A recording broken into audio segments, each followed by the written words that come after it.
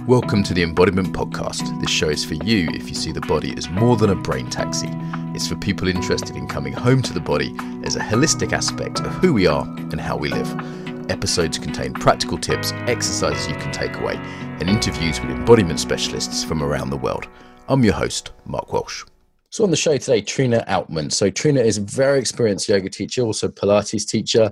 She's the creator of something called Yoga Deconstructed and Pilates Deconstructed, an interdisciplinary approach with an embodied understanding. So that's why we've got her on the show. She's written for Yoga Journal, Yoga International. She's based in LA. And welcome, Trina, welcome.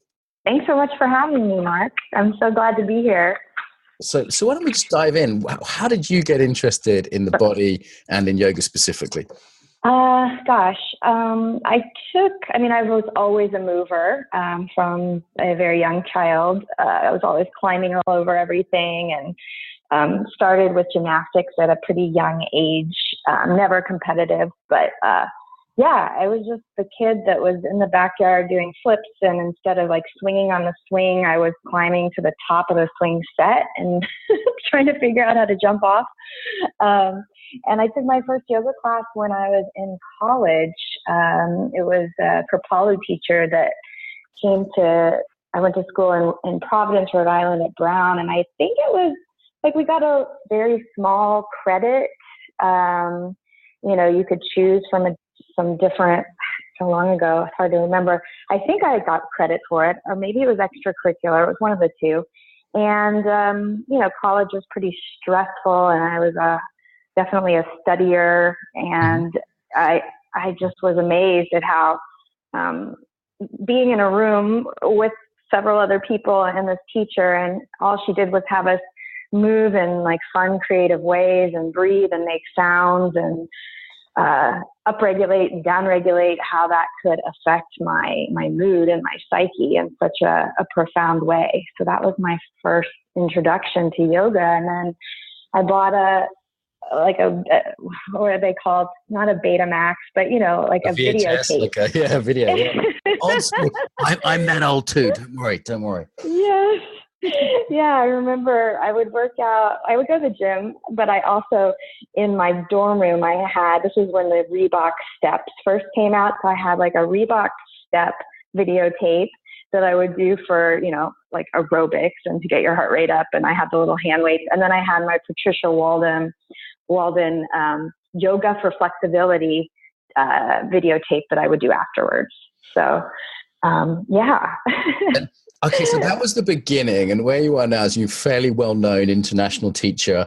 You came recommended to me, actually.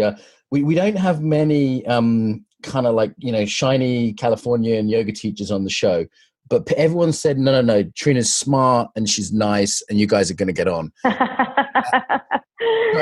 I've only been in LA for 7 years, and this is probably my fifth or sixth career. So yeah, I'm not the original, I guess you would say. I came into this career later in my life after, being in the corporate world and all of that.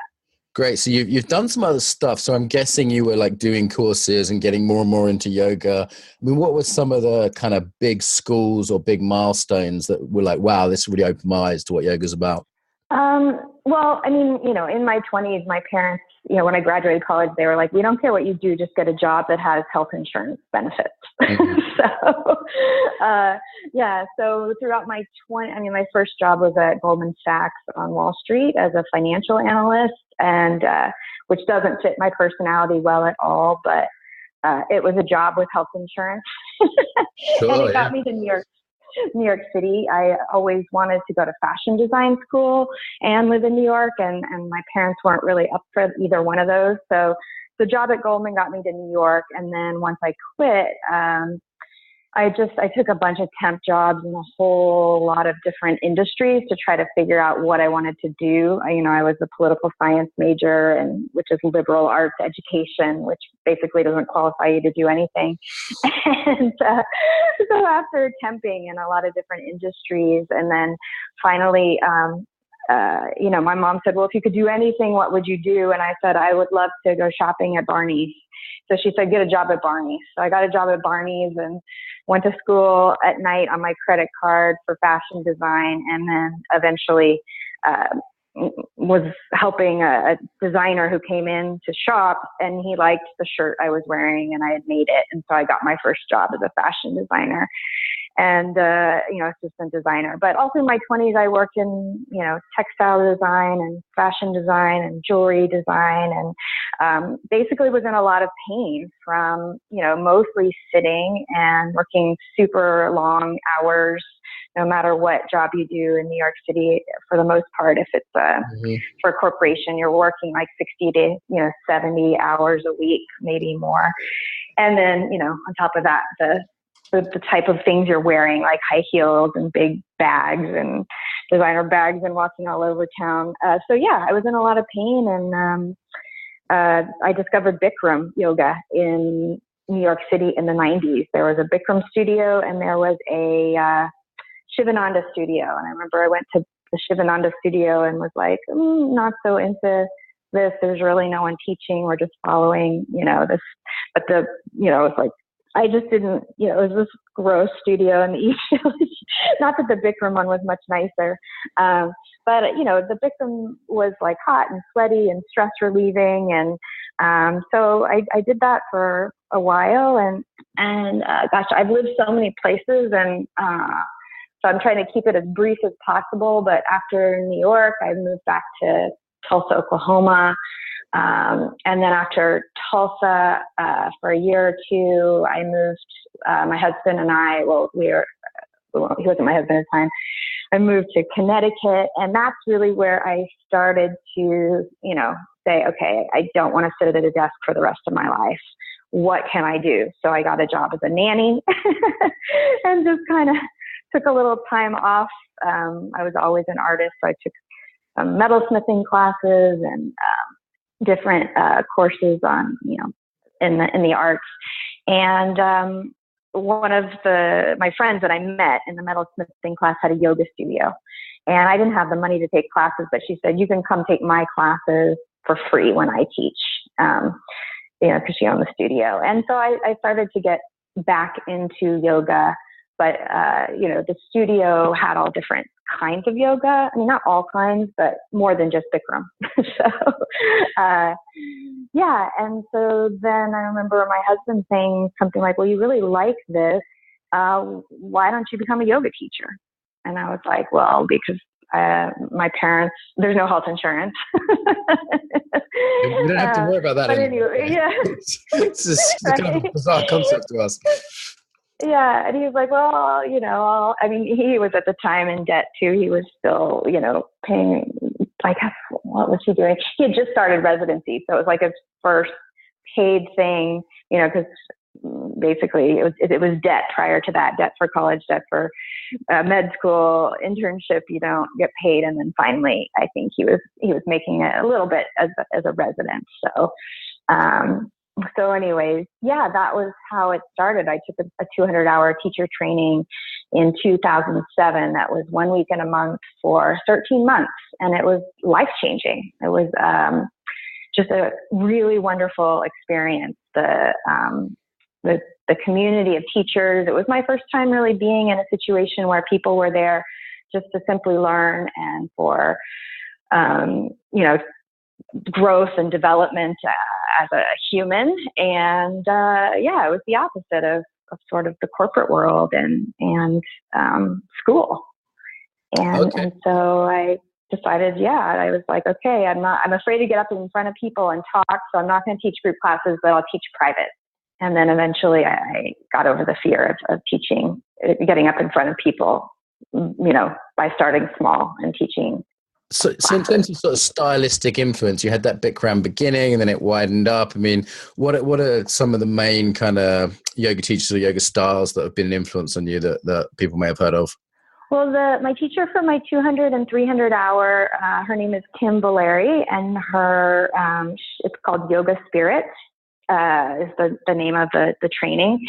And she studied everything. And so my 200 and 300 hour was a big, broad mix of everything. She definitely was really into philosophy and Ayurveda, the asana was more based on sort of Iyengar alignment, but she spent years studying Kundalini, and we had a little bit of, we had actually restorative and some kids yoga and a little bit of flow.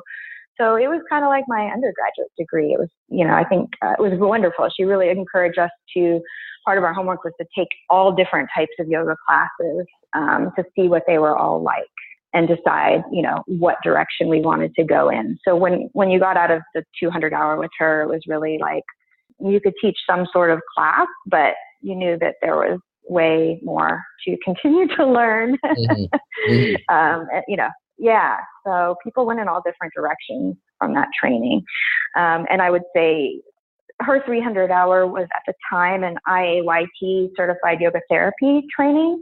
And since I really wanted to work one-on-one with people, I continued with her for my 300-hour. And then after that, we moved to Milwaukee, Wisconsin. And I finally started, I worked at the front desk at a yoga studio, making about $7 an hour in the hopes that I would eventually get to teach a class at that studio. And then I did finally get a job teaching at a couple of gyms nearby. And we were there for 6 months, and then we moved to Iowa. And by the time I got to Iowa, I was able to get a job at a yoga studio because I finally had taught at a studio. But same thing. I just kind of sampled it all. Whenever anyone would come, Iowa and Wisconsin are the middle of the country here in the United States. So, if anyone from the coast would come around and do workshops, I would take them. But I didn't really ever, I think in America on the coast, you had so many choices as to which training. So you had to be like, oh, I want to be a forest yoga teacher, so I'm going to do the forest yoga training. Or I want to be a power yoga teacher, so I'm going to do a power yoga training. But my experience was very broad and diversified, which was great. Yeah, this in embodiment, generally I see in the States, there's a sort of strong East Coast scene, a strong West Coast scene. And then, maybe there's places like Boulder, Colorado, or Austin, little islands, but there's quite large areas of the country that don't have the same extent of kind of embodied practice happening, right? Yeah. I mean, I'm here in Oklahoma right now where I grew up, and everything takes a good, I'd say 10 to 15 years to get from East Coast and West Coast to the middle of the country. So if people were practicing yoga in the 90s, in New York and LA, yoga didn't even exist in the middle of the country until maybe 2010, and then whatever styles, like I think, hot yoga again was practiced and popular in the 90s in New York. And I think the first hot yoga studio opened here in Tulsa, Oklahoma, where I am now, a few years ago. Yeah, I was in Columbus, Ohio for a while, so I've had a little bit of the experience of that kind of America. It's quite different from, I've also worked and lived in New York and San Francisco, and, it's quite different than being in Columbus, even though it's of 1 million people, and certainly small towns, definitely. So you ended up in LA, which, as I hear it, is the sort of center of the celebrity yoga teacher, incredibly competitive place to teach yoga, I imagine. There must be a lot of studios and a lot of very good teachers there. Yeah.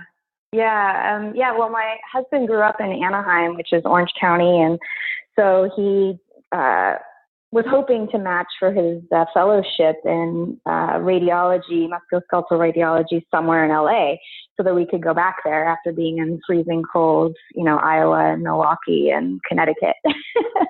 And after he, went to med school here in Oklahoma, and I grew up here. So he did. And so that's what brought us to LA. And when I moved there, I was like, what's funny is I've actually never taught, I've been there 7 years. I've never taught a yoga class, like a regular yoga class weekly in a yoga studio, because I always knew that the way I taught, yoga studio folks wouldn't be open to it. So when I first moved, I taught at a Muay Thai boxing gym. I would bring, it was an hour and a half away. I paid like $30 for the class. I would bring all the blocks, blankets, and straps, and balls. And I taught at a country club. I taught for a while downtown for the government workers.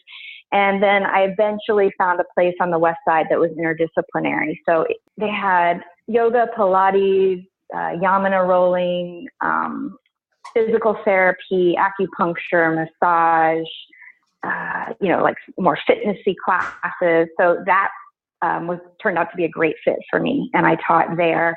And then I've also taught at Equinox, which is like a fancy gym. It's kind of well known as a place, Equinox.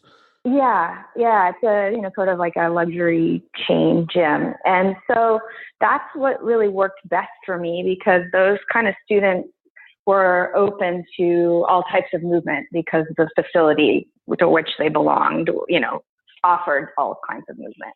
I knew that if I taught at a yoga studio, they would be like, well, this thing you're teaching isn't yoga, or, very sort of dogmatic. So, and I've taught a lot of trainings and workshops at yoga studios, but they're all continuing ed. Regular classes I've always taught at, places with a more interdisciplinary approach. So what I understand, maybe you can say more what you mean by interdisciplinary. And as I understand it, you're not teaching sort of standard asana practice. You're very interested in injuries and proprioception, and actually, the name of your yoga Deconstructed, like deconstructing yoga. So what is an interdisciplinary approach, and what does it mean to deconstruct yoga? Well, most of what folks come to practice when they take a yoga class is asana, and because everybody is sitting all day and not moving, and they also are stressed, so they want to move and they want stress relief. And, just knowing that asana is really specialized movement. There's nothing very functional about it. The reason I fell in love with it is I was like, oh, I'm too old to do gymnastics, but this is all the same stuff I was doing in gymnastics, but it's, not as intense. I can do it as an adult.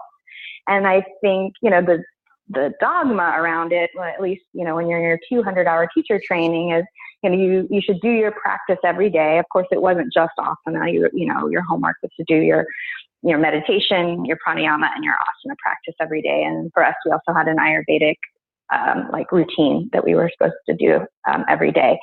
And I just always understood that, the movement you're doing when you're doing asana is very limited. And just like any other type of repetitive movement, you'll eventually get injured if you keep doing the same kind of specialized movement over and over again. So, and I found that people were coming to my class not to become adult gymnasts, but because they were sitting at a desk all day, didn't know how to move, were very disembodied, and, basically needed variety from, what they were doing, which was either a flow class a lot of times, which is, then they would have pain in their wrists and their shoulders and their back. And so they were just excited to come to my class because they knew they would be able to do mindful movement without their wrists hurting or their shoulders hurting or their back hurting, because we were going to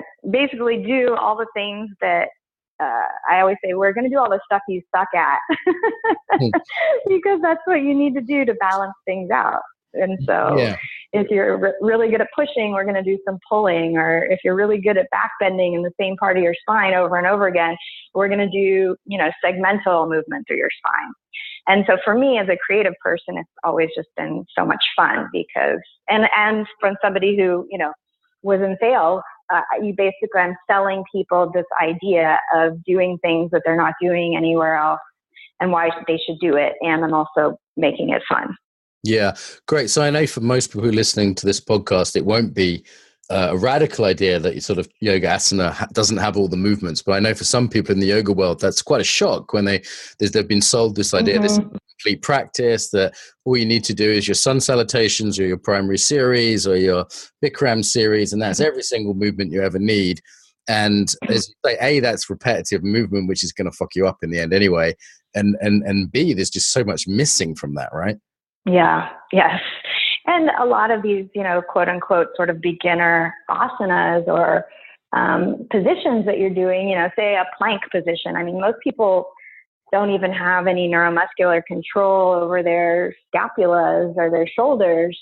They don't, or their shoulder blades don't protract, retract, elevate, or depress. They're just kind of stuck on their back in a non-moving way. And then you put them in a plank with, full extension, have an idea of where they want their shoulder blades to be based on how long they've been in the plank, or if they're transitioning in and out of a plank. And so it's, it's just kind of an automatic recipe for disaster, and then you're like, okay, now that you're in your plank, let's lower down to chaturanga, but you don't have any control over your wrists, or, you've never loaded your wrists ever, and now you're loading them with all your body weight in the end range of extension. So yeah, yoga asanas involve mostly a lot of loading of your joints in the most end ranges of motion. Mm-hmm. And that's actually, like in the exercise science world, we know that that's where injuries happen, is loading and range of motion. So you're talking about proprioception, which, is something that is discussed in, say, Feldenkrais a lot, and it feels like that's coming into the yoga world a lot now, but it wasn't always. And what other movements are missing? So sometimes I don't see a lot of pulling movements, for example, just to give a very simple example in yoga, or spiral movements, or, this very limited sort of mat that people move up and down on. What are some of the other things that you think are missing from a regular yoga asana practice? Yeah, I mean, when I teach, yoga deconstructed class, we'll start with interoception, sensing the pace of your breath, lying in constructive rest, maybe sensing the pace of your heart, and then we'll move into some somatic movements or Feldenkrais types of movements, and that will be whatever the theme of the class is. So, if the theme of the class is sensing how your shoulder blade moves when you move your arm bone, then I would teach some sort of Feldenkrais or somatics exercise that helps you understand and feel that. And then from there, a lot of times I'll use sensory feedback methods. So, say squishy balls. If again, say the theme was getting to know your shoulder blades, then maybe rolling some balls around your shoulder blades just to understand that they exist and where they are on the back of your body. And then I would, toss in a bunch of, I usually make up a lot of corrective exercises or mobility drills or strength drills, stability drills that might relate to one asana. So people do still feel like they're doing yoga, but whatever the asana. Have to give them that impression, right? Say it's some of my favorite teachers are like, "Is this even yoga?" Or they're like, "Hey, yeah, I just taught you a bunch of stuff. Do that in downwards dog."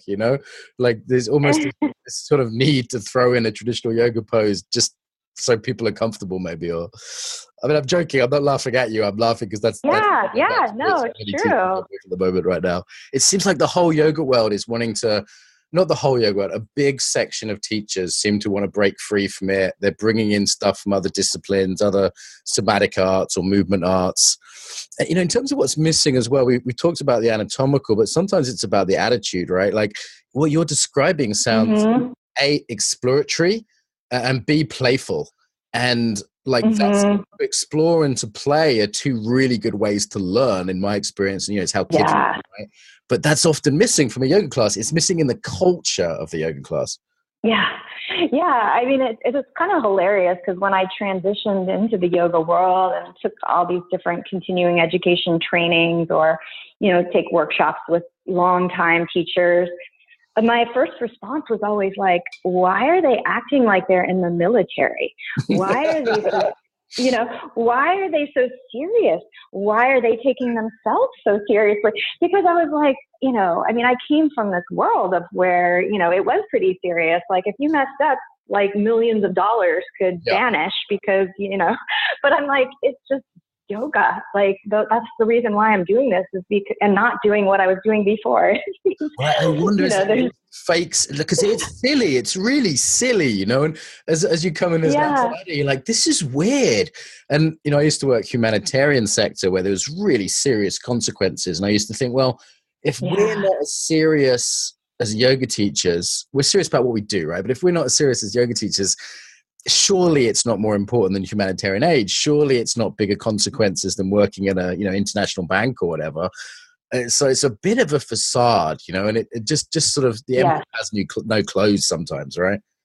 Yeah, I do. I don't know whether it's just how those teachers were taught. I think that's a lot of it. But yeah, I mean, I've always been a critical thinker and a why girl, and I won't do anything unless I know why. I question everything. I don't believe anybody who tells me anything, especially if they're trying to sell me something. Yeah. So yeah, I'm sure I was that student, and they'd be like, well, why are we doing this? Well, because John Friend said so. And I'm like, well, I don't care if John Friend said so. Yeah, sure.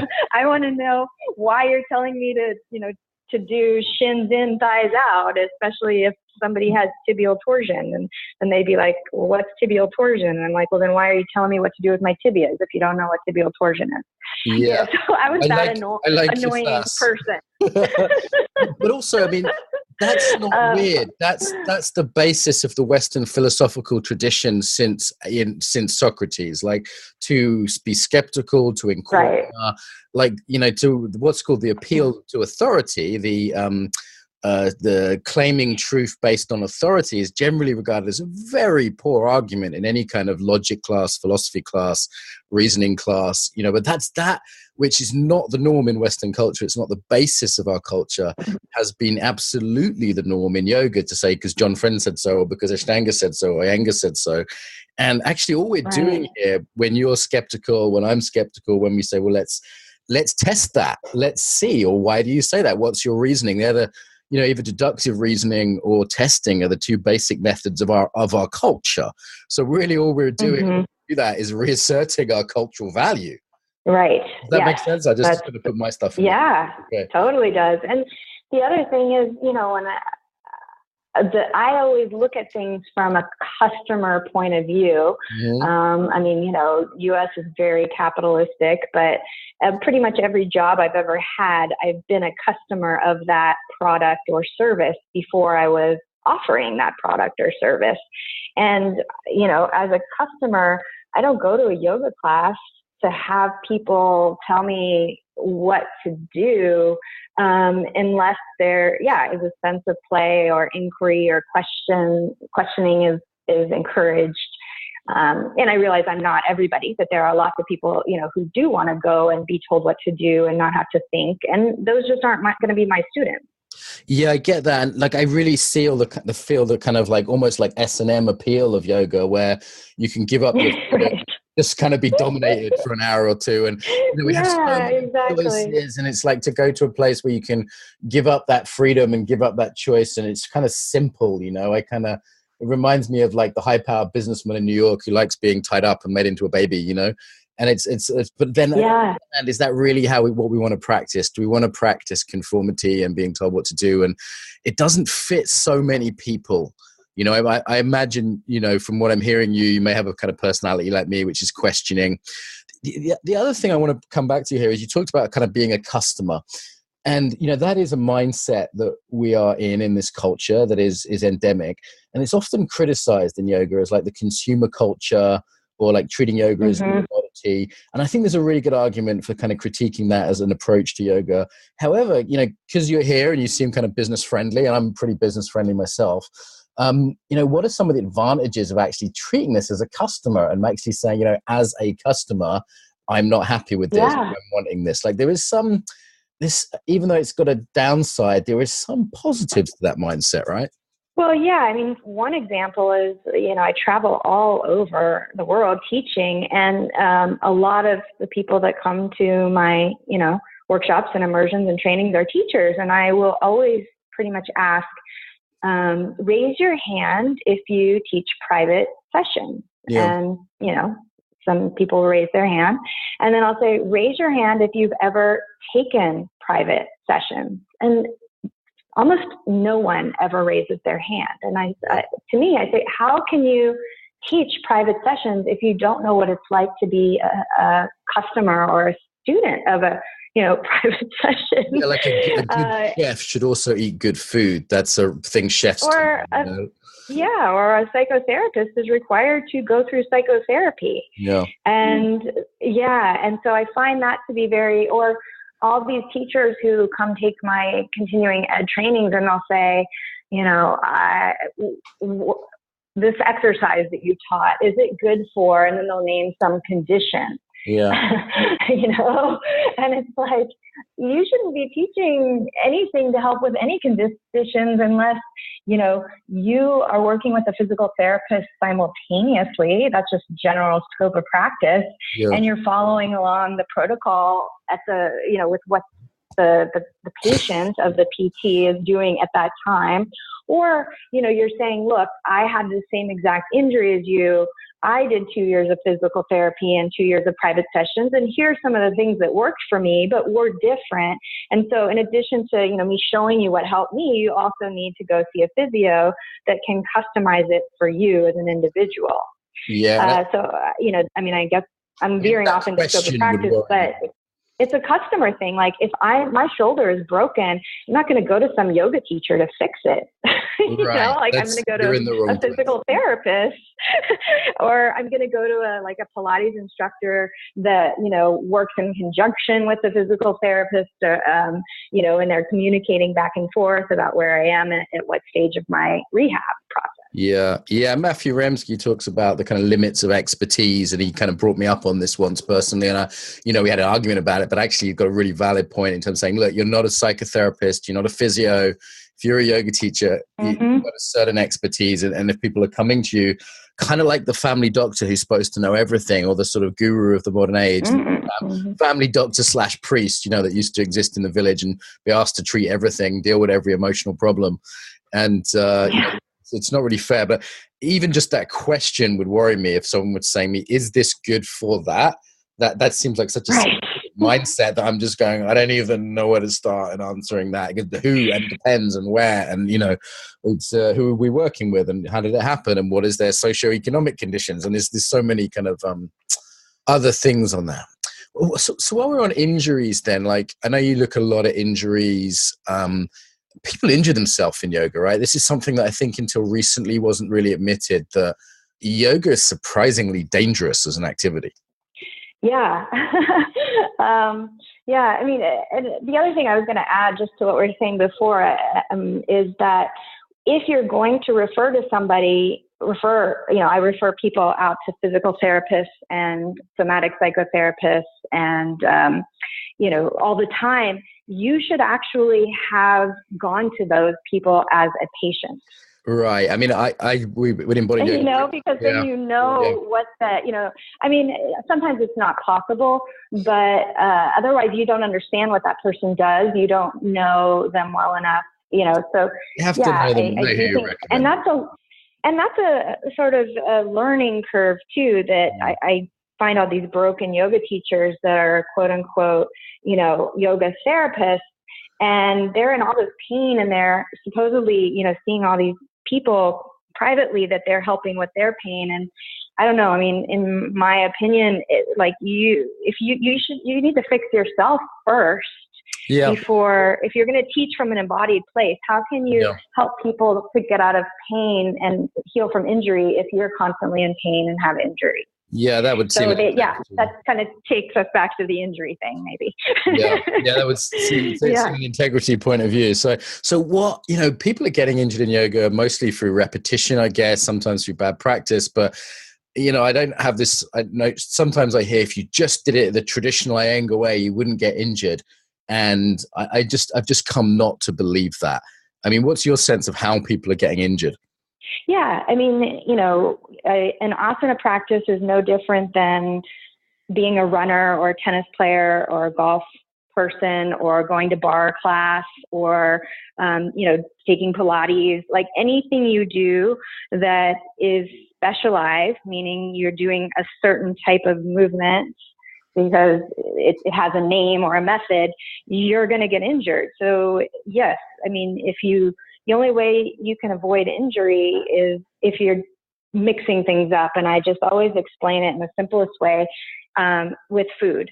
So kale is really good for you, but if you only eat kale, it's very likely that you will get sick and you might die. I'm sure people in LA have done that. One of my keto teachers just ate Yes. carrots for a month and he turned orange. He literally Orange, turned orange. yeah. He heard when he Yes. was young, he heard carrots were good for you, so he just ate carrot juice Yeah. for a month and he literally went bright orange. That's Yeah. Yeah. kale out there. I imagine kale also doesn't do well if you just ate kale. Yeah.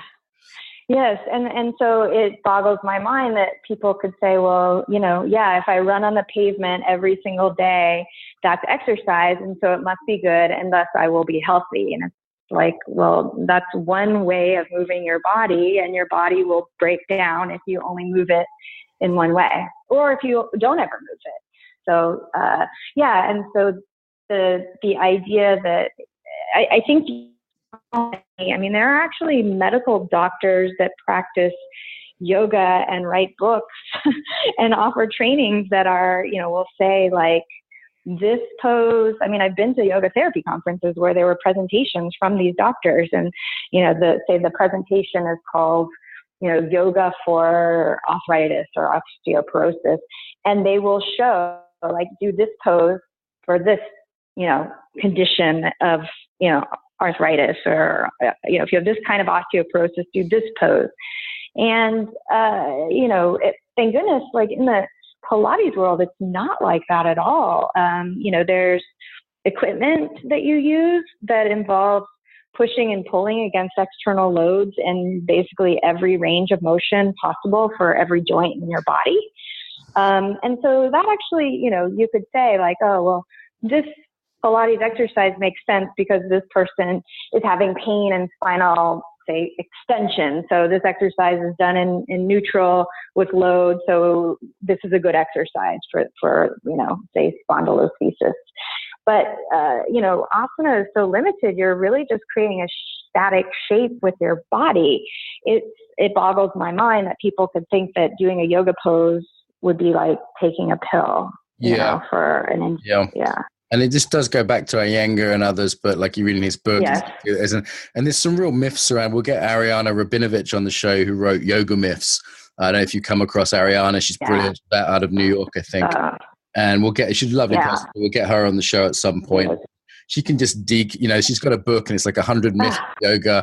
And I've sat down with like traditional yoga teachers and they've just argued like half the points, and these like scientifically researched into the myths, and people get real attached to it. You know, people get real attached to it because they've been told they get this argument from authority again, and it undermines the authority when science says no, twists do not detoxify your liver. That is completely I'm sorry, that's just not true, you know. I know. Yeah, no, Ariana's a good friend, and I love that book. She and the two other women who wrote it did just a phenomenal job of like going through each myth one by one and explaining why those myths are not true. It feels to me like yoga is finally colliding with Western civilization. Like it feels like for me when it started coming over in the 19th century and then more in the 60s, it came over, but it didn't really meet Western civilization. It just said, look, here's what we do. It's weird. You might like it, you might not. It's different, but don't integrate with it. There was no sort of intermarriage, you know? And now it feels like yoga is really genuine. And you see these groups like the Yoga Movement and Research Group where people are really genuinely and sincerely kind of trying to engage with science and reason and integrate kind of other practices like more Western, maybe Pilates or Feldenkrais. And it seems like there's a real genuine meeting happening, I think, for the first time. Yeah, and it was sort of bound. I think, you know, I have a lot of older clients and students, and then even, you know, teachers that will come to learn from me. And I just presented recently at UCLA at the Brain Longevity conference, and it was mostly all yoga teachers who are wanting to learn how to deal with older populations. And so many of them, after my talk, raised their hand and said, you know, yes, I've been practicing yoga now for 30 years, and because of it, I have this injury or that injury, or the teacher who told me to do a 10-minute headstand every day. And now, you know, I went to the doctor and my neck is really messed up because of it. You think? Yeah, but you know, it's taken a good 30 years for all of that to kind of creep up. And because, you know, it's not like, oh, I was hit by a car and now my neck is broken. It's, no, my neck was hit by a car, you know, or hit by like a very small vehicle over and over again for 30 years. And so it took time for that to happen. You know, like doing the Astanga Primary Series once is going to be fine. But like if you do it every day for 20, 30 years, there's going to be injuries. And people end up looking kind of weird and deformed in their bodies to me, if I'm honest. You know, if I look at a healthy body of someone that does a whole range of movement practices, there's a kind of balance to it. And there's a integration and there's a functionality. And I don't just see that in someone that's done the same yoga series every day for 20 years. I see a weird kind of body with odd muscles that don't, you know, muscles missing on one side and there on the other. And I look at that person and I'm thinking, okay, I don't think they would be able to like play with kids well or fight or dance. They don't like, these are the things we're born to do, right? Like fuck and run and dance and fight and, you know, nurture children. And I look at them and I don't see a body for that. I see a body that's very specialized. Yes. I mean, I think it's unfortunate that we aren't learning in school just sort of the basic laws of biomechanics and adaptation and how, you know, our bodies respond to load, because, you know, I do frequently have to say this whenever I'm teaching, you know, continuing ed, is people say, well, if I get really good at doing, you know, whatever exercise I just taught, will that help with blah, blah, blah? And I'm like, no, you'll just be really good at that exercise. Like it might have some carryover, but if you really want to get good at that other thing you're asking about, then, you know, you'll have to do what's called graded exposure and look at what the loads and the you know, requirements of that exercise and movement, and, you know, sort of break it down. There's just no sense of, you know, if you go to the gym and you've never bench pressed, right? And you're not going to load up the bar with your whole body weight, or even half your body weight. But if you're doing, you know, a push-up or a chaturanga, you're essentially bench pressing a minimum half of your body weight. Right. And with the chaturanga, the shoulder in a very exposed position when you do that, right? Like, I do quite a lot of push-ups. I could do like, you know, 40, 50 regular push-ups, but like regular, exactly. Yeah. That's a lot harder a push-up. That's not an easy push-up. That's an advanced push-up. Exactly. Yes. And so this idea, you know, it's funny that we have all this technology. We have these smartphones where we can be like filmmakers and photographers, you know, but yet I'll have people who, you know, only do movement or exercise in a room with a mat. And I'll say, you know, if you were a chef and you wanted to like make some scrambled eggs, wouldn't it be helpful if you had like a pan and a spatula? You know, so I'm not asking for like any high tech tools, but this idea that we can fully, you know, have a healthy body without picking up external objects or pushing them or pulling them, that all we need is our body and a mat and no tools.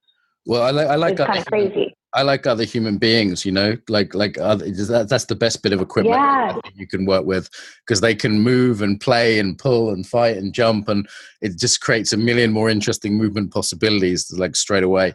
But as you say, like a little bit of equipment. Well, actually, you're the first Pilates person we've had on, the first person who trains Pilates. Now, not everyone knows what that is, so it might be worth a one sentence kind of introduction. And, you know, what does Pilates add to yoga? Because often I hear like yoga people being a bit snobby about Pilates, kind of looking down their noses at it. So what does Pilates? Yeah. Well, so I think the biggest, so Pilates offers external load and allows you to push and pull external loads concentrically and eccentrically at every joint. The problem is people don't know that Pilates involves equipment. To me, mat Pilates is not Pilates. Like the reason why Joseph invented, you know, he has all these inventions, the reformer, the Cadillac, the Wunda chair, the spine corrector, the ladder barrel, the pedipule, the, you know, toe corrector, it all started when he was in an internment camp, and he took the box springs off the beds of the soldiers in the hospital and attached little loops to them and then put the loops around their feet while they were lying in bed to help strengthen their legs and arms so that they could get out of bed and start walking and moving again. The mat Pilates, he got a paid, kind of like Krishnamacharya, and was like, he had to make a living. So they went around and they did this, I call them shows. They were performances, with the boys, and they had their 5 breaths and they were choreographed, so they would stay together with the beat and the tempo, and to get people interested in yoga. Well, Joseph taught at Jacob's Pillow to a bunch of dancers, and there was no equipment there like there was at his studio, and which is where he always taught. And so he had, he taught mat exercises. But, a lot of people take a mat Pilates class at the gym and they think that's Pilates, and it's not. If you haven't been on the equipment, you haven't done Pilates. Yeah, I've been to the Pilates studio. It kind of looks like a torture chamber. Like I remember. It looks like I don't want to get back on the S&M theme. People will think I'm obsessed. Right. It's definitely got a little bit of that dungeon kind of feel to it. Well, I mean, I grew up, in the 80s, a child of the 80s, so I did Jane Fonda aerobics. I would go with my mom to the gym, all the Nautilus equipment.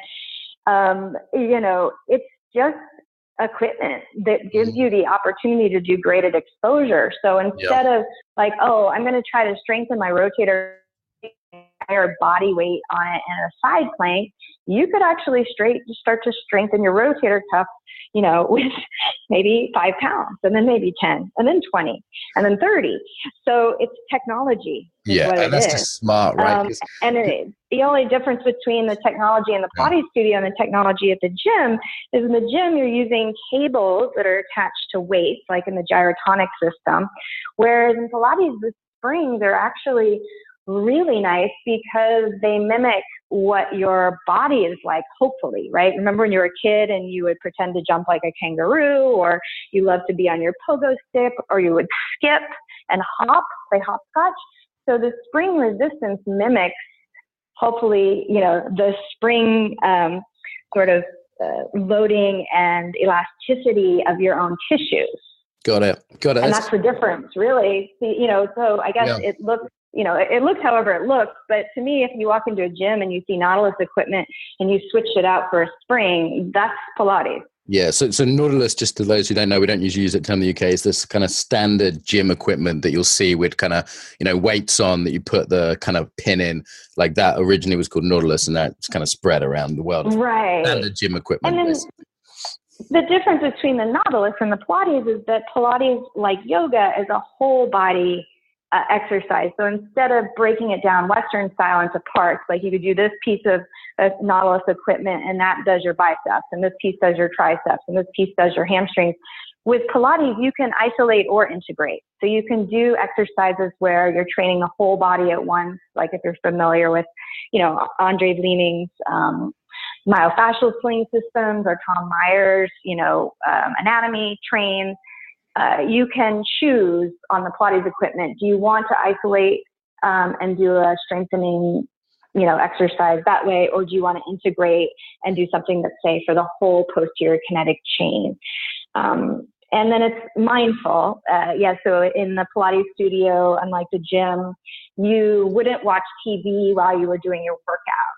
You would, versus at the gym, a lot of people really try to distract themselves from what they're feeling while they're moving. Yeah, it's disassociative exercise. They want to go through it. And there's a mechanistic framework, which is the body's a machine. The machine has to do the thing. Try not to feel it because it's uncomfortable. It does the thing. And then you have the thing that looks like the thing you want. That's the basic mindset. So it's nice to hear Pilates, which I haven't done much of at all, has that mindful kind of framework as well. The potential for embodiment is there. What does embodied mean to you in terms of a practice? This is a word that has all these different meanings. Obviously, it's the name of the podcast, but what would an embodied practice mean to you? Well, whenever I teach a Pilates Deconstructed or Yoga Deconstructed course or class, I have 4 principles, and I talk about how you're going to go on a somanautical tour, and that's Gil Headley, if you're familiar with him. He always, my favorite quote is, he'll say, astronauts explore outer space and somanauts explore inner space. So we're going to go on a somanautical tour, and then, because you've created courses, you got to have the letter. So it's Ture. T is total embodiment. That's the first principle in any yoga or Pilates deconstructed thing I teach. And it means that you're learning by seeing the exercise, hearing the cues, experiencing proprioception, and experiencing interoception. And then U is about understanding the underlayer. So meaning being able to sense parts of your body and your anatomy while you perform an exercise. So say, can you track the motion of your scapula while you're lifting your arm?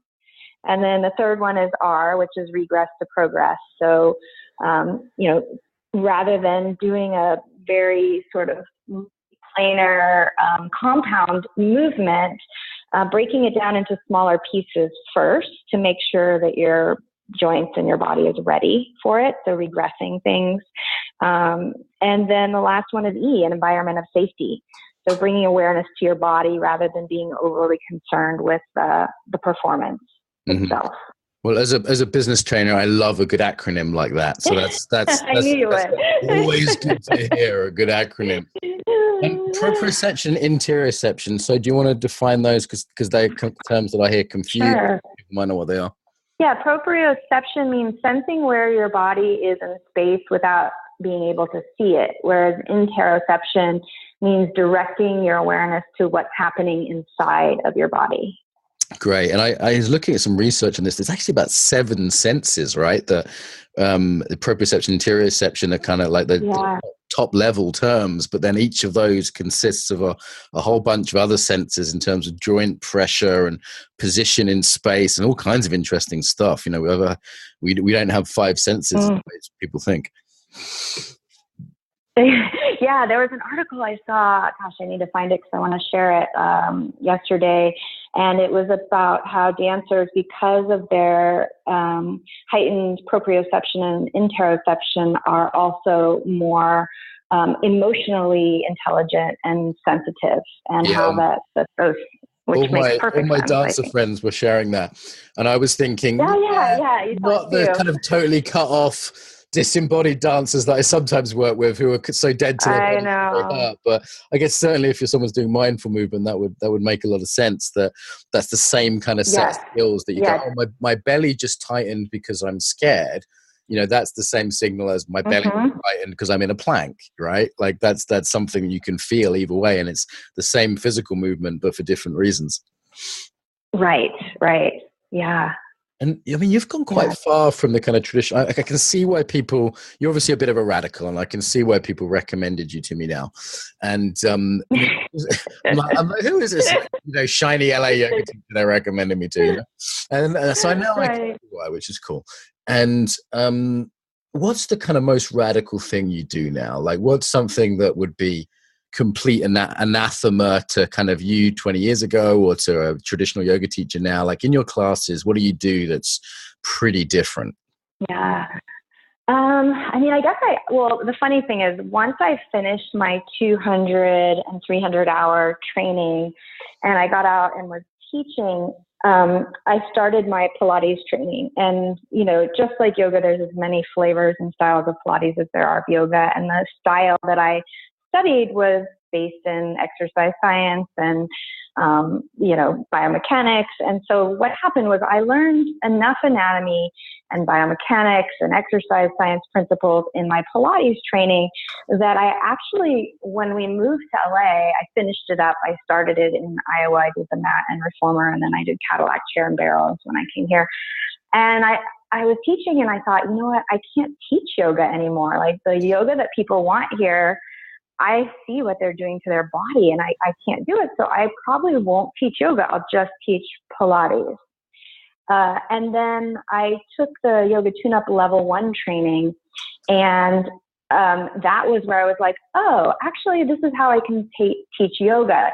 You have to call it something different. So you can't say I'm teaching yoga. It has to be, I'm sure like Cecily calls it her yoga detour, or, you know, people will say, I teach modern yoga or strength yoga. You have to add another word to the word yoga. Yeah. Embody yoga principles. Yes, exactly. And so right from the beginning, I've been teaching this way. But I mean, like, I just came back from teaching in Toronto. I taught a whole bunch of workshops. So it was like 6 hours each day. And it's really whatever I'm learning that I know people need. So, for example, I feel like right now I'm on a mission to get people to do lat pulls, you know, to like go to the gym and do some lat pulls, because I realize doing a pull-up is not, you know, it's like, why would you're not gonna be able to pull up your whole body weight if you've never pulled anything before and you've only pushed. So I've been teaching this exercise. Yeah. I've been teaching this exercise that sometimes I'll call it dead bug lat pulls, or lat pull. What should I call? I don't know. I posted a video. Basically, it's two people lying on their back with their legs in like tabletop, which is a Pilates word, but like a 90 bend at the hip and the knee. And then they do like a tug of war with the blanket in an overhead position. So they're lying on their back, head to head. And then if they want to add some like dead bug movements of their legs to challenge the lumbopelvic stability while they're doing the lat pull with their partner. So yeah, I just make stuff up. Like all the spirally stuff that I teach in my classes is stuff that I learned in gyrotonic and gyrokinesis. You know, all of the like concentric, eccentric pulling stuff I try to recreate with a blanket, since we don't have a reformer or a Cadillac or one to chair. So I just do my best to bring in, you know, other ways of moving, you know, with the limited equipment I have in the yoga studio. And that's as much a mindset as anything, isn't it? Just being open to be creative and bring stuff in and be, what's the word I'm looking for? Not disrespectful, but a little bit kind of not holding things as too sacred, you know? Well, I think it's so hilarious because, you know, Joseph Pilates and Krishnamacharya and Pattabhi Jois and BK Singar, they all were around in the same, you know, time. Like Joseph was born, I think, sometime in the 20s, and he died in 67. And all of those men studied wrestling, gymnastics. You know, like if they were in India, then the Westerners from the YMCA came over and taught them like calisthenics and weightlifting. So they all just studied a bunch of, they all watched animals move, which is why, like, if you do a teaser, you know, on the reformer, it's the same shape as Navasana boat pose. Or if you do elephant on the reformer, it's the same shape as downward dog. It's just that in Pilates, those animal movements actually move, and in yoga, they don't. But these dudes, I'm like, if they could make shit up, yeah, they made shit up, right? Like right. Well, yeah, you just study a bunch of movement. Talking about are not traditions that are very old. Like they just, you know, someone made some shit up, and it wasn't thousands of years ago. Yes. Well, and I think my background as a fashion designer, too, it's like, you know, I would draw bodies and then you drape fabric over bodies. There's only so many ways your body parts can move. There's only, you know, so many ways you can relate your body to gravity. And so there's nothing new under the sun. I mean, it was the same when I worked in you know, clothing design. It's like there's fabric and there's a body. And there's like certain number of textures of fabric and colors of fabric and ways you can sew it together. Yeah, in martial arts, there's only so many ways to twist a wrist to make someone say ow. And you look at different martial arts and they've got the same. There's about 5 wrist locks, for example. You see the same 5 everywhere. And one's missing one, or maybe there's a 6th one somewhere. But there's basically about 5 wrist locks because you can twist a wrist in about 5 ways. And it's just kind of universally there. Iconoclast, that was the word I was looking for. A big word. That's a big word for a Friday afternoon at the end of a long week. Iconoclastic. So, yeah, just to kind of, as we move towards a wrap up, then obviously on this podcast, we're often interested in the sort of psychological side of things, the emotional side of things. We spend quite a lot of time talking about kind of functionality and injuries and things like that. Anything that you want to input on, what do you see as a sort of psychology of yoga, or the kind of more emotional side for people? Anything there that's of interest to you? Yes. so much.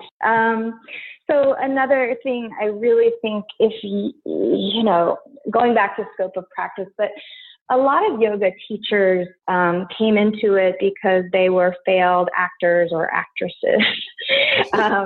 And so they want to be the center of attention. Oftentimes they'll have narcissistic personality disorder, and they've never been in therapy. Okay. Or they've been in therapy, but because they have NPD, you know, therapy won't work. And then being a teacher, especially a guru type, or having a large following, or creating some sort of system that, you know, is, they say is the be all end all.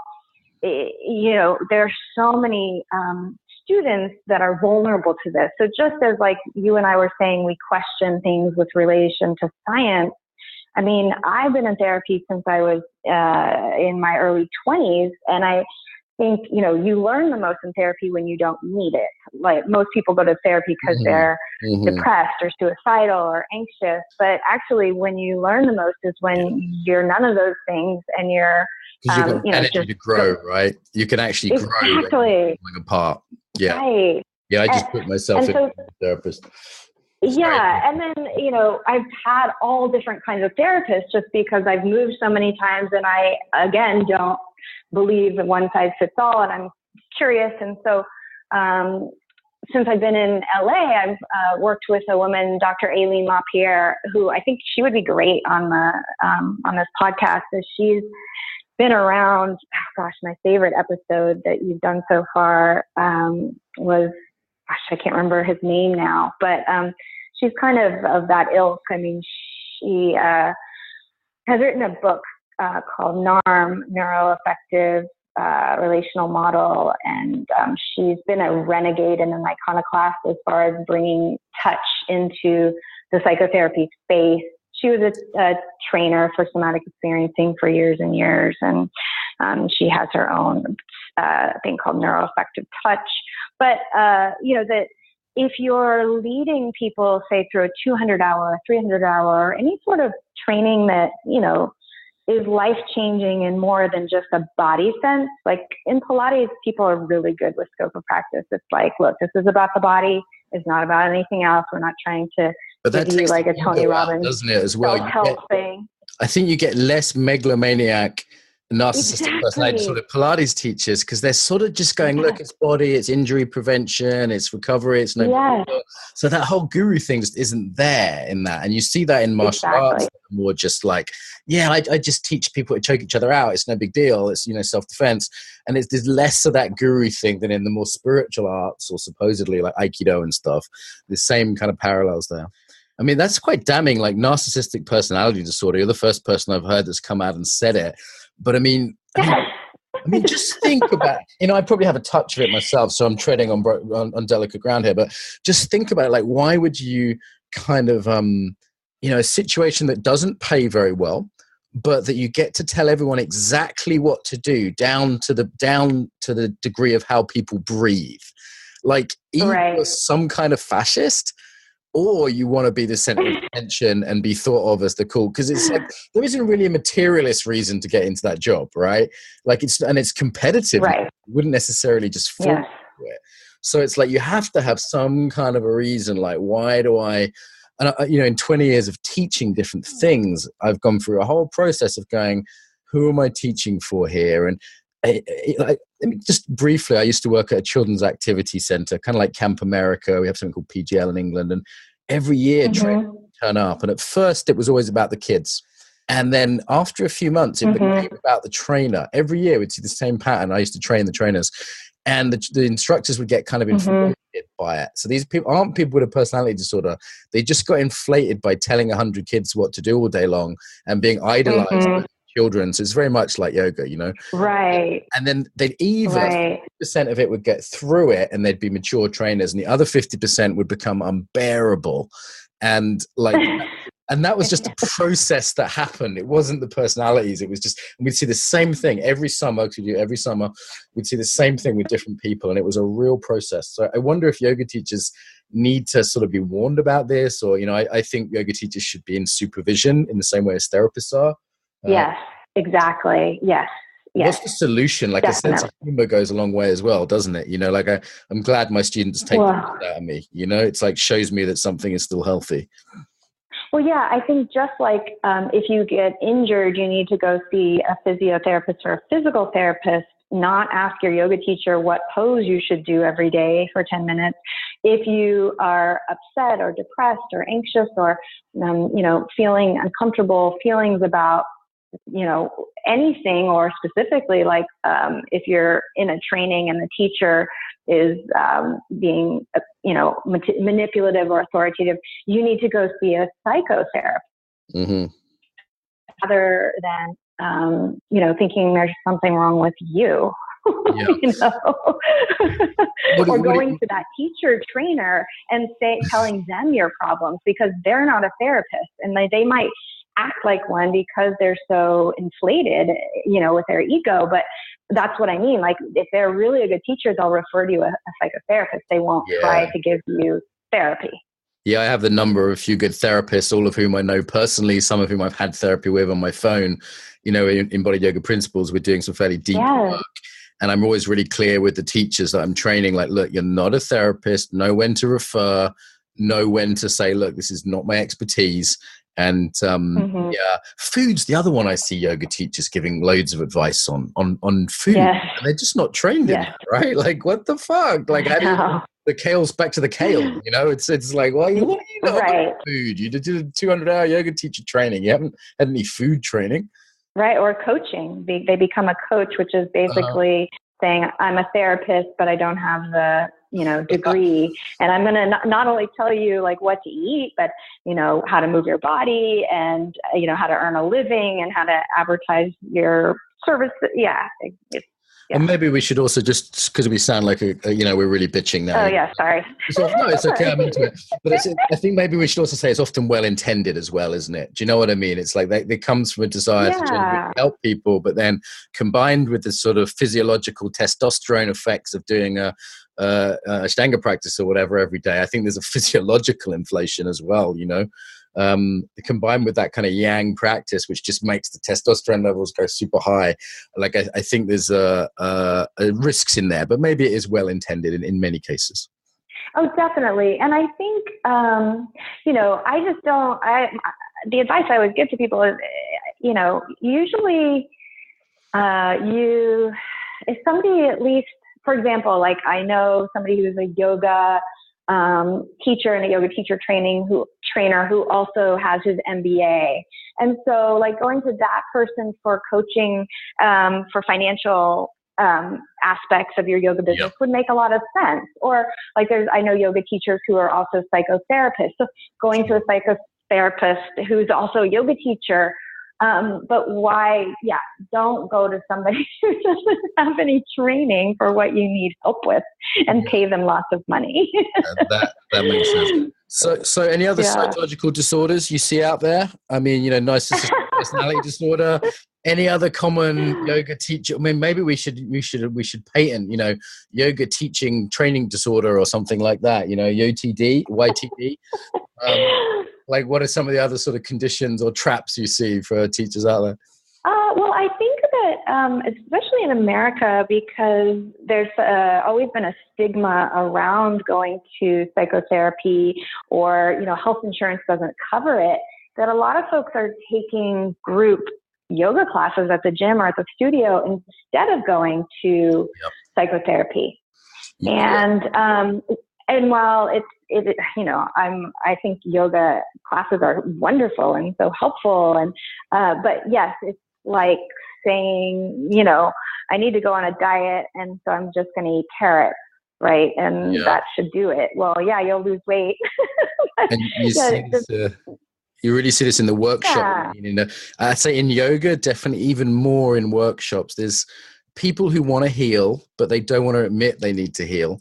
So they go to workshops, and they're a fucking pain in the ass for everyone else in the workshop, because they're desperately trying to get some healing and they're trying to suck it out of everyone else. And then I say in my workshops, I say, listen, this isn't a healing environment. This is an educational environment, and healing may happen because they're not separate, but that's not the intention. And you need to be robust to be here. I deliberately put a lot of heads on spikes on social media. kind of partly for that reason. And I feel sad because I feel like people that really need healing, they need to go to healers and not be trying to get that in yoga or personal growth. And then it's so sad when they then do a teacher training as a way of trying to get healing. And it's like, well, if I can help other people, then I'll get my healing. And it's like, no, you won't. Right. Don't wash your hands. Yes. Well, and the same goes, I have teachers who will say to me, how can I keep my students safe in a group class? And I'll say, you can't. Like, would you go to the dentist and get your teeth cleaned with 25 other people? You might get like one half of one tooth cleaned. That's a group class. Like, if you want to actually learn something that's specific to your body, you need to work one-on-one with somebody that, has seen the whatever 5-page form you filled out with what's going on in your body before you come in. So I do, I think that, while things like AA, Alcoholics Anonymous, like group therapy are wonderful, we are all different. And the idea that you can heal yourself in a group environment is faulty. And it's just a shame it's so expensive as well. I'm totally for support groups and, groups as well of different kinds, but as you say, like that one-on-one work, it's just such a shame it's an expensive thing. You know what I mean? Like it really is a big barrier for people to go and pay, in England, minimum £40. It's like $55 an hour. That's like minimum. And I can see, I want to kind of give people that credit as well and say, yoga class costs £10, therapy costs $50. What are you going to choose, Okay, so when I was in go ahead. No, after you, the line broke, so I talked over you. Say again. Oh, I was just going to say, I know when I was in my 20s, I was part of an HMO, and I was able to see a therapist. It was either free or $5 a session. What's a HMO? Can you hear? Yeah, what's a HMO? Is that must be? Oh, HMO is a health maintenance organization. So versus a PPO, which is where you get to choose. So you could go see a social worker, which is trained as a therapist. They go to school for 2 years, and it was included in your health insurance. Got it. Yeah, but I don't know if that's offered everywhere. Okay. Yeah. And it's the interesting question, actually, isn't it? If they were all the same price, which would you go to? Like, that's a pretty good way of deciding. If they all cost $20, would I go to yoga? Would I go to the therapist? Would I, just go get drunk with my friends? Like what different options, and say, if these were all the same price, which would I choose? Because that's probably going to give you a honest read as to what you actually need. But then there's still the vulnerability piece, right? Like, it's cool to go to yoga. It's still, I think, particularly in the UK, not so cool to go to therapy. It's not like in New York where everyone's in therapy. You know what I mean? It's still kind of frowned upon here. The things again. Listen, we need to wrap up. This has been fun. Do you have any kind of? We'll give you a chance to say like your links and stuff. Any final message about the body or about embodiment that you want to share with thousands of people around the world? Well, I'm just so grateful that I think about, as a child of the 70s, the body wasn't even discussed. The connection of the mind to the body wasn't a thing really. And now there's yoga in schools and mindfulness and just so much awareness. We know so much more, and children are getting exposed to it at much earlier ages because of their parents. And so it's really exciting. And I think the more technology, invades our lives, the more it is needed, but also that people realize it's needed. So instead of it being more of a fringe thing, that it will be more universally known. And so it's really wonderful. And also just that folks like you and I can actually, have an alternative career where you get to move and you're not sitting at a desk all day long. Are you continuously surprised that we get paid for this shit on a daily basis and make a career out of it? I'm like waking up every day. Like, this is mental. This is amazing and mental. And I think we've spent a bit of time bitching today, and that's always fun. But also, like, I'm glad we got this positive end, because like the world has got so much better. Like, I was in a corporation yesterday where they all knew what mindfulness was, and this is like a PR agency in London. And like my niece, she said, "What kind of yoga do you do, Uncle Mark?" She just assumed that I did yoga. And I said, oh, this kind of yoga. And she said, what kind of yoga does Granny do? I said, oh, she does like gentle yoga because she's kind of old. And she was like, oh, cool. And she knew her mom did yoga. She said, what kind of yoga does Daddy do? And I said, I don't think your dad does yoga. And she looked at me and went, what? Why? She was surprised that I did yoga. Like she just some kind of yoga. And I thought, that's the coolest thing. It is. It is. I have a 4-year-old niece, and my brother, he'll send me videos of her doing stuff that she's learned in yoga at school that day. And it's really exciting. It's so exciting. We're indoctrinating the kids. So yes. There's hope. Okay. So Trina, it's been fun. Where can people find out more about you? You can go to my website. It's trinaaltman.com, and everything is there. All of my live trainings and workshops and retreats and conferences. And then I also have a lot of online courses in both yoga and Pilates, and also just continuing education for movement professionals. And I spend a lot of time on Facebook and Instagram, which is also just my name, Trina Altman. Yoga and Pilates on Facebook, Trina Altman on Instagram. And and you can always email me through my website. It's all there. So I'll share those links on the Embodiment podcast website as well. If people want direct links, there's, this is nice. I like that you're kind of running a good business out of this as well. You know, like I think people complain a lot about kind of business and yoga, but if the people who are genuine and have a good heart had as good marketing as you, like the whole yoga scene would be better. You know, like it's like like I look at your website and it's well put together. You've got systems, you've got offers. It's generous at the same time. And it's actually like, I actually want to big that up. Like people always talk about, you know, yoga being overly commercialized. And I want to say, look, if people have the training and they have the heart, what's wrong with them having a good business setup, you know? If you enjoyed this episode, subscribe to get more. If you'd like to help us build the Embodied Tribe, leave a review on iTunes or share this on your social media. If you're interested in training globally, sign up to receive the newsletter at embodiedfacilitator.com. Until next time, welcome home to the body.